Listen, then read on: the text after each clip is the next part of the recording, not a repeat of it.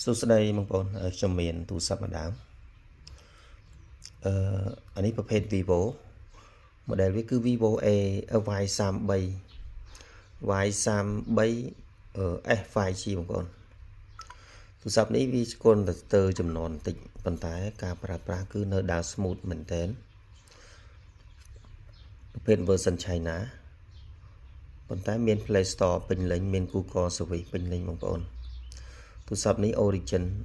Origin OS Ocean Y33S ជីបវាប្រភេទ Diamond City មាន RAM 8+4 Memory 128GB បងប្អូនចំពោះ version 12អញ្ចឹងការប្រើប្រាស់គឺនៅតែ support រាល់កម្មវិធីដែលយើងត្រូវ download វាមកប្រើប្រាស់គឺ OK support ទាំងអស់បងប្អូនកាមេរ៉ាច្បាស់មកក្រោយកាមេរ៉ា